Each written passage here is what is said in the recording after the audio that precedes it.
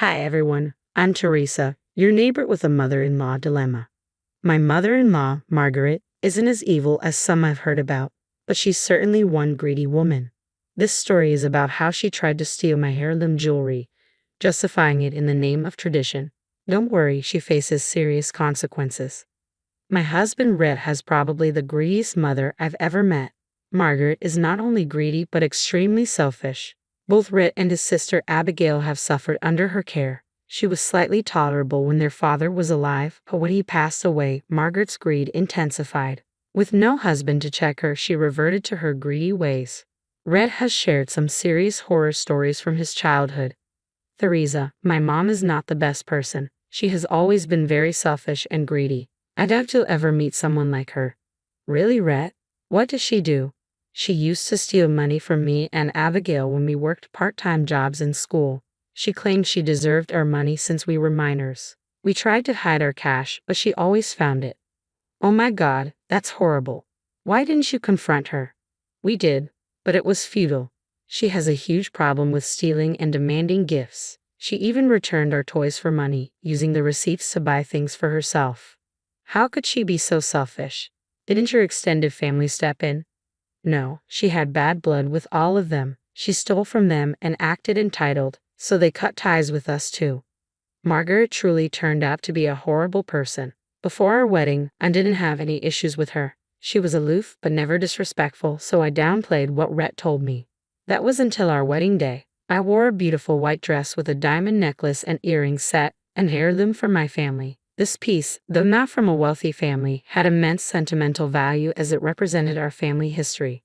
Margaret immediately set her sights on it. She approached me and said, "Oh my God, Teresa, is this a real diamond?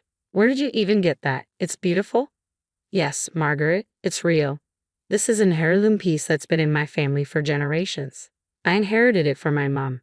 Oh, I see. Truly a beautiful piece. I wish I could wear it. I think it would look stunning on me. What do you think? It would look good on everyone. This design is one of a kind. You should give it to me. It would be a perfect gift for me or Abigail. We'll talk about this after the wedding, Margaret said. I laughed off her demand and let it go. The wedding kept me busy, and both Rhett and I enjoyed ourselves completely. It was truly a memorable day. However, Margaret never forgot about our conversation or the jewelry. She constantly talked about it and insisted that I give it to her or Abigail. Abigail, on the other hand, made it clear that I shouldn't give my heirloom jewelry to anyone. But Margaret kept insisting. It would be nice of you to give something to your new family, she said. Her pestering continued for months. Red tried to shut her down, but she would always start again later. Every time she came over, Margaret went on and on about how pretty my jewelry was and how she wished she had something like it. I started to panic, sensing where she was headed. Just as I predicted, she made the most ridiculous demand. You know what, Teresa? I think you should just give me the heirloom jewelry set. It will suit me better, probably even better than it suits you. I'm sorry, Margaret. I can't give you my heirloom jewelry. It's supposed to go to my children. But I am family as well, so I have equal rights to it. Why did you give me the set for my birthday? It would make my day. Mom, you need to stop hounding Teresa for her jewelry. We already told you it's an heirloom piece. You can't expect people to hand over their private property, especially an heirloom. Teresa has lots of things. She needs to learn to share. Not all of us are born with silver spoons in our mouths. Margaret, I am a self-made businesswoman. This is the only heirloom jewelry I have from my family. We are not millionaires, and it has immense sentimental value to me. I am your family, Teresa. You should be willing to share with family. That's why heirlooms exist. Her bizarre logic was unconvincing, and both Rhett and I adamantly refused to let her use my things. Margaret stopped asking directly but continued to talk about how she deserved some good jewelry. I was getting sick of her comments but chose to ignore them. It was Rhett who eventually sat me down and said, Teresa, I'm so sorry Mom has been hounding you for the jewelry. I don't know why she's back to being obsessed with other people's things. What do you mean, Rhett? Has she done this before? Unfortunately, yes, she did this with a friend, and it didn't go well for her. I'm ashamed to tell you, but I think you should know. Rhett revealed that Margaret had faced consequences for theft in the past. She had stolen her friend's jewelry from her house, and her friend had called the police. Margaret was arrested, and although she was let off with a fine since it was her first offense, she still had a robbery charge on her record. When I heard about this incident, I was shocked and decided to guard my belongings with extra care. However, I never thought she would mess with her own family. That was a long time ago, Rhett. I don't know if we should hold that against her. Did she get therapy for her actions? I asked. Yes, we did force her to attend therapy. Dad was alive back then, and he told her to go to therapy or he'd divorce her, so she went. But she stopped going after Dad passed away. Rhett explained. I don't know if she's gone back to her old ways. I just want to warn you about it. I don't know what to think, Rhett. I believe she wouldn't betray our trust. She wouldn't want to hurt us. We're family after all. Turns out I was wrong. When Abigail got engaged, Margaret promised to gift her some jewelry for her big day. Abigail was super happy and thanked her profusely. I had some doubts. Margaret wasn't rich and we were helping her with bills. I had no idea how she could afford such expensive items. Back then, I didn't think much of it until I noticed my heirloom jewelry was missing. Rhett and I were frantic. I cried for days, unable to accept that it was gone. I blamed myself for losing it and felt miserable. When all hope seemed lost, I got a surprise visit from Abigail. Rhett wasn't home, so it was just me and her. She said, Teresa, Rhett has been telling me that you lost your heirloom jewelry. Is it true? Yes, Abigail. I can't believe I've been so careless. Lord knows where I've misplaced it. I feel so guilty. I know where it is, Teresa. I'm sorry I didn't come to you sooner. I had a hard time believing it myself. I didn't think Mom would do it. What do you mean, Abigail? I'm confused.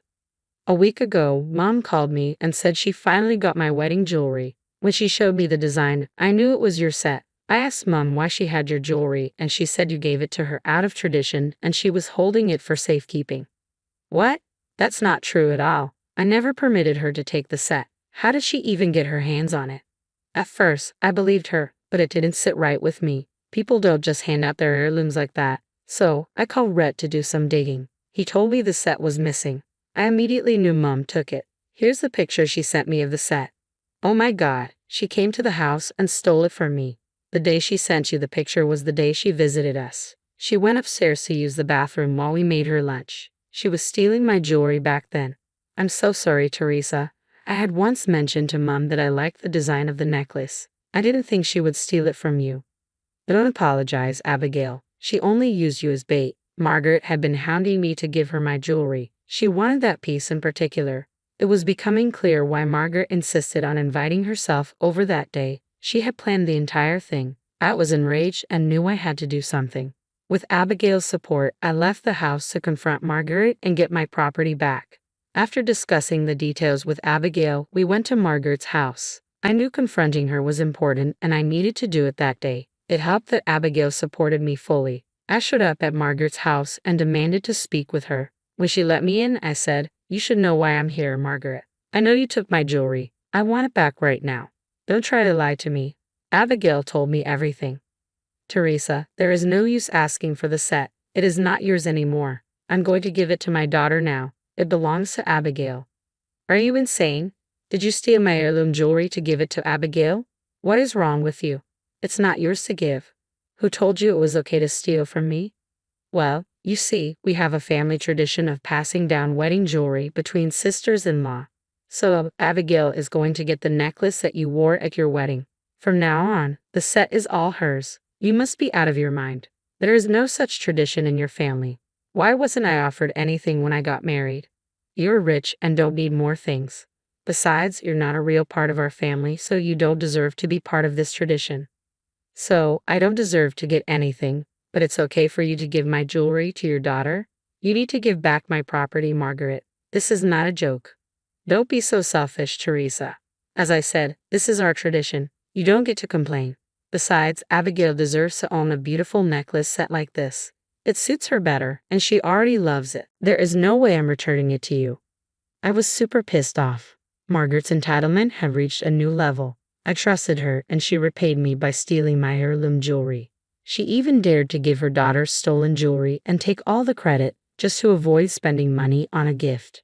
Margaret looked smug and very pleased with herself, but she had no idea what was coming. Despite my anger and fear for my jewelry, I forced myself to stay calm. I looked her dead in the eye and said, "Well, if you don't want to return my jewelry, you can't blame me for what happens next." What do you mean? Are you threatening me? I'm not scared of you and your empty threats. You told me a great story about the amazing tradition in your family. Let me tell you about my family tradition. Since my family has had this heirloom set for a long time, we follow a strict tradition. By tradition, we have this piece completely insured in case someone steals it. When that happens, we go straight to the police to file a theft report. Margaret's eyes widened. What are you trying to say? Surely, no, you didn't file a report against me. I am not joking, Margaret. Like you, I take my family tradition very seriously, so I made a police report before coming here. Abigail even went with me and provided all the proof of your theft. The police will be here soon. No, you are lying. You didn't call the police. This can't be true. I might go to jail this time. They will never let me walk free. Why don't you wait and find out? Let's see if I'm speaking the truth. At that point, we saw cop cars coming from the corner of the street. As soon as Margaret saw them, she ran out the back door into the alley. I had no idea where she went. When the police arrived, she was nowhere to be found. I explained the situation to them, and they promised to search the house for my missing jewelry. So, I left and returned home. I had no idea when Margaret would be back. Back at home, I told Rhett everything that had happened. He was appalled by his mother's behavior. Abigail also called and showed him all the proof. Oh my gosh, Teresa, Rhett said. I had no idea my mom would do something like this. This is ridiculous. I'm truly ashamed on her behalf. I tried talking to her about returning my jewelry. She hid it somewhere and told me that she wouldn't give it back. You know how sentimental the piece is to me, so I went to the police. I understand, Teresa. I would have done the same if I were you. It's just all a shock to me. I need some time to process it. Don't worry, I won't help out Mom in any way. She doesn't deserve that. Margaret went missing for a while. For days, the police tried to find her, but to no avail. We went back to the house with the police and found the necklace in a secret box. Since Rhett had a spare key and permission to enter, we were able to legally enter Margaret's house without her presence. However, I decided not to drop the charges just yet. I wanted her to suffer a little more. After about 2 weeks, Margaret called Rhett from an unknown number. When Rhett picked up, she was sobbing. He put her on speaker so I heard everything. Rhett, it's me, your mother. Your wife has sent the cops after me. I'm scared, so I am on the run. Please help me come home. Mom, you stole and gave away my wife's property. Of course, she would file a police report against you. If you're so scared of the police, why did you steal from Teresa? How could you betray her trust like that? I really wanted Abigail to have something nice. I cannot afford to give her jewelry. Teresa has enough already. She doesn't need so many things. Abigail deserves to have something nice. Mom, don't pull Abigail into this. You wanted the jewelry for yourself. You have been hounding Teresa to give you the set. Abigail never told you to steal for her. Rhett, please. I understand I made a mistake, but Teresa is out to get me. You need to help your mom. I can't go back home. Mom, I can't help you at this point. The police will do everything in their power to find you. Teresa and I might forgive you and take down the case if you apologize. I won't apologize to your witch of a wife. She could have given me the set. Then all this drama wouldn't have happened. That's it, Mom. You will never change. I am done talking to you. Don't call me again.